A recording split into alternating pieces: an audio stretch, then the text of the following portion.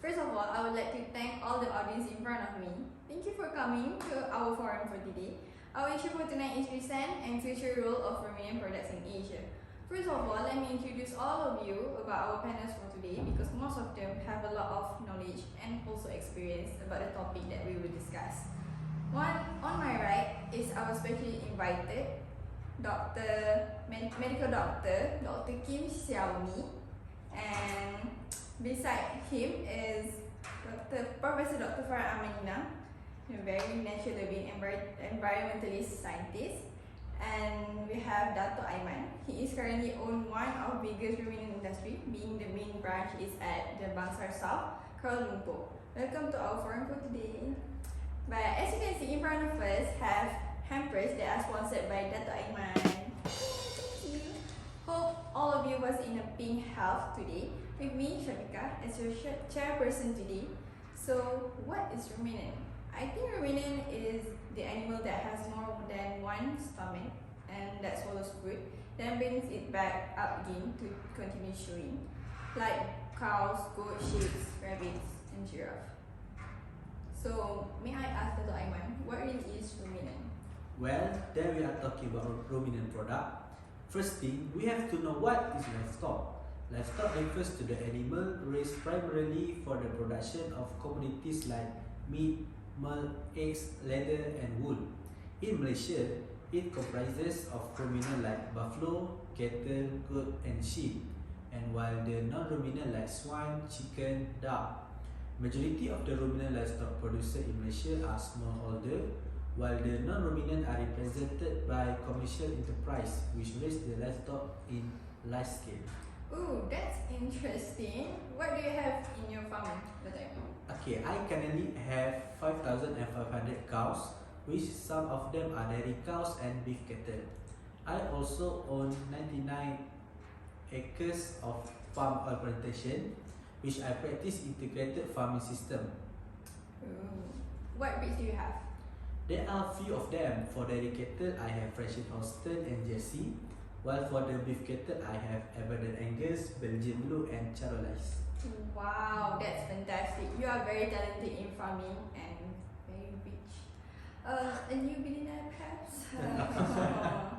Okay, now I am really interested to ask each of panel opinion about its importance. May I start with Prof. Dr. Nina? I think these small ruminant industries are significant economic importance to the national economy of many countries. Things like gourmet cheese and yogurt, milk powder evaporated, and UHT milk from goat and sheep milk have increasing appeal in affluent societies and are making significant financial contributions to the economy of some exporting countries. What do you think, Dr. Aiman? Okay, livestock manure contain valuable nutrients for crop and improve the soil productivity. Using the livestock manures as fertilizer, it can promote sustainability and cost effective as it recycles the biological waste from livestock. Okay, then the nutrient content in the manure and the manure properties depend on the nutrient in the animal feed, the animal species and age, digestibility, housing environment, and the stage of production. What about you, Dr. Kim Xiao? Okay, while I think their products are a medical necessity for many people as an alternative to cow milk, food allergies and G-trait disorder have been helped by goat and sheep milk in many unscientific but fully researched reports. Steppe, mountainous terrain and desert regions can often only be managed and harvested by small ruminant. That's really refreshing to hear. While I thought the only critical role they play is food consumption, Why do you think like that? because who doesn't eat ice cream? Okay, back to the topic.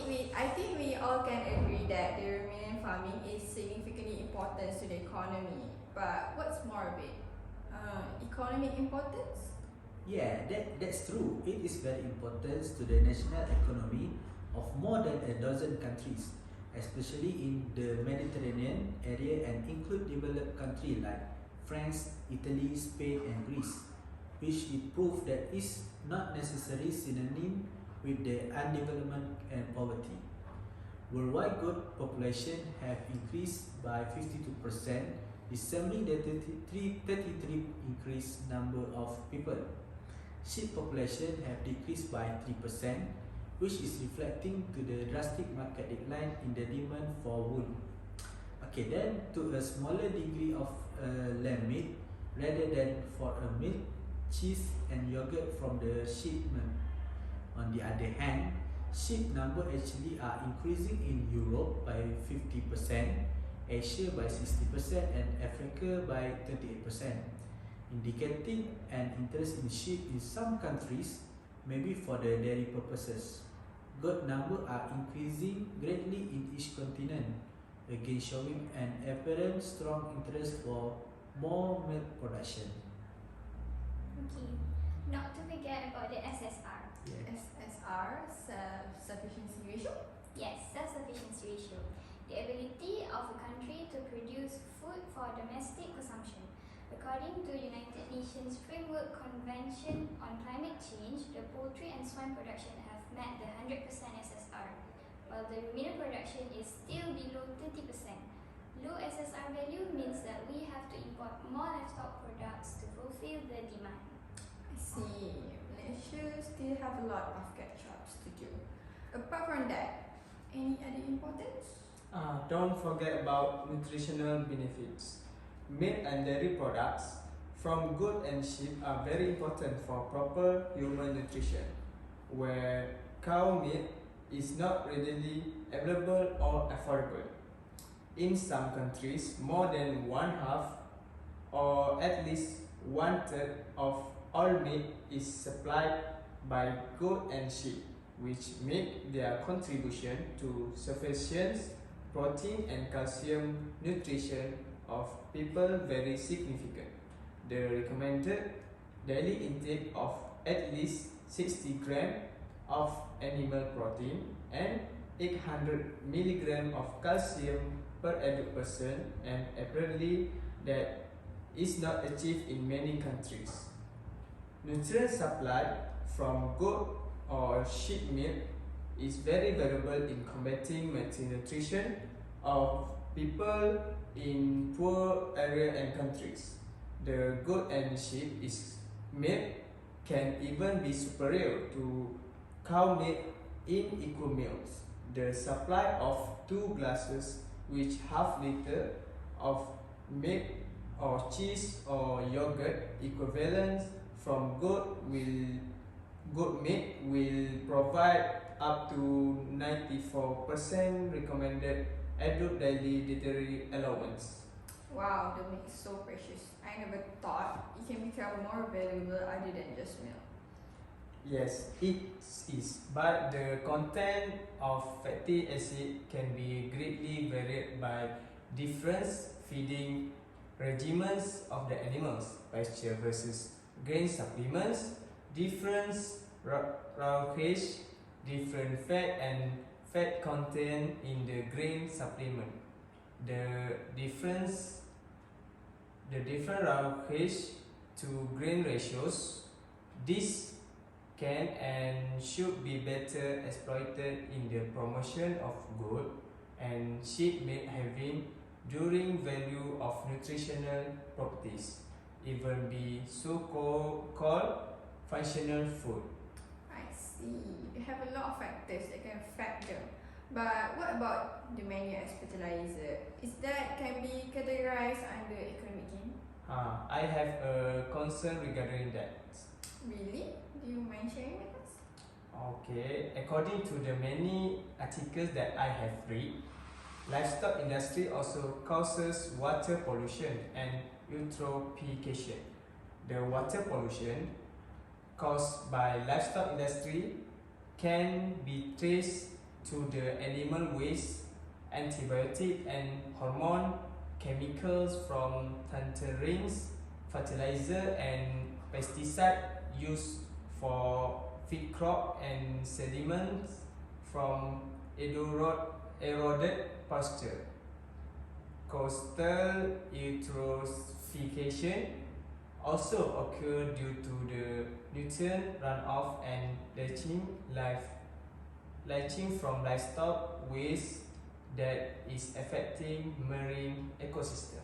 Wow, that's quite a big concern. What do you think, Rahina?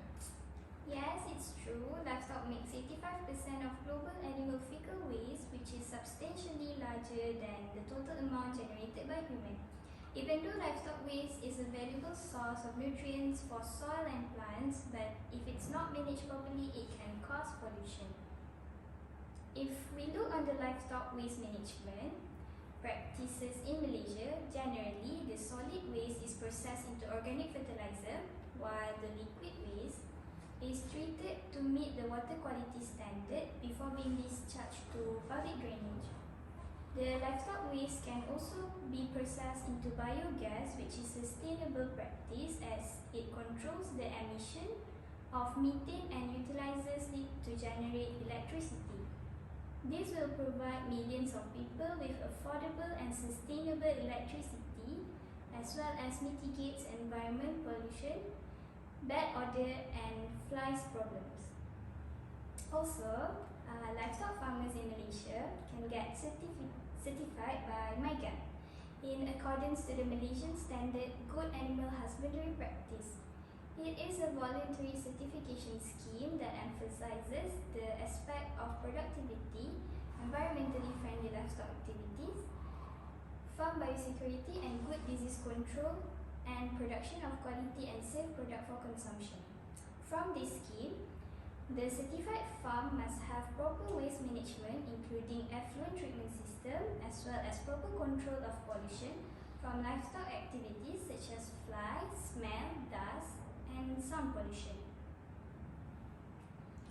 What about you, Dr. Aiman? How do you manage your farm? Okay, I use the manure of my ruminant for fertilizer. I collect them and it will be them to be processed into fertilizer, which I also use in my palm oil plantation. So it benefits me and also my crop, which I don't have to think about buying fertilizing anymore. It can reduce my production costs for my farming activity. What about climate change and environmental issue? Greenhouse gas emitted from livestock industry are methane, nitrous oxide, and carbon dioxide. Ruminants produce methane through the digestive process called enteric fermentation. Methane and nitrous oxide are also produced during manure storage, and they have a global warming potential of 28 times and 265 times higher than CO2 respectively.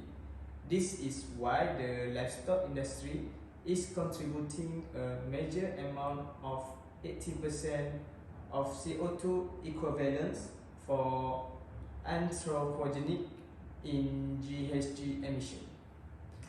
Oh, for that, we can approach with waste to wealth. This concept can be defined as the conversion of waste material into useful product. Livestock industry can generate valuable products from its waste as well as utilizing waste product from other industry. The most common waste to wealth products from livestock industry are manure for soil application and biogas for generating energy. Malaysia has a biogas potential that can be converted from animal waste, which can generate electricity for years. This system also produces stabilized manure from livestock waste with high nutrient contents that is environmentally and economically attractive compared to mineral fertilizer. Livestock industry can benefit from agriculture waste to be used as the animal feed and bedding material. Agriculture biomass like rice straw can be used as animal bedding for ruminants. Organic waste like fruits, vegetables and agriculture waste can be processed into animal feed, and this promotes sustainability as it reduces the amount of waste going to the landfill. Utilizing food waste as animal feed gives a cheaper alternative for the farmers while also provide health benefit to the animal as the fruit waste contains nutrients and minerals. Okay, so what is waste to wealth concept? Okay, so waste to wealth concept brings creative ideas to provide alternate choices of animal feed that is cost effective and nutritious for the livestock. It also helps in reducing the need for converting land to plant crops for animal feed. Overall, the waste to wealth approach helps to propose waste into valuable products and conserve natural resources. This effort is consequential in achieving sustainability not only in livestock industry but also other industries. Yes, I agree with you. Same that I use in my farm. Okay, one more thing. Issue of around 70% of blue water, where is surface and groundwater, is used for agriculture globally. Okay, it is estimated that the livestock industry use about 1109,000 kilometer cube of fresh water annually, where 20% of blue water goes for the feed production. From the total amount of the water footprint in livestock industry, a hefty amount of 98% is used for the animal feed, while only 2% is used for drinking and service. Don't worry, recently, Malaysian government has introduced national policies that support sustainable agriculture practice. Shared Prosperity Vision 2030, which is Wawasan Kemakmuran Bersama WKB, is a commitment to make Malaysia a nation that achieves sustainable growth and equitable wealth distribution across income groups, ethnicities, regions, and supply chains. One of the key economic growth activities proposed in WKB is smart and high-value farming. It aims to integrate environmental friendly and high technology in farming activities such as drones and Internet of Things. This policy also promotes the concept of circular economy to minimize waste production. National Agro-Food Policy 2.0, which is Dasar Agro Makanan Negara DAN 2.0, was launched on October 2021. It is a policy crafted based on three principles, which are economy, social, and environment. Therefore, this industry can expand to meet the demand and SSR without causing adverse effect to the environment. Okay, thank you, Prof. Dr. Nina, for giving an explanation about how to counter these problems. Now we come to the end of our forum. I would like to thank our panels, Dr. Kim Xiaomi, Dr. Aiman, and Prof. Dr. Nina. Thanks for sharing a lot of knowledges and opinions with us today. So thank you once again, and we meet in another forum. Bye bye.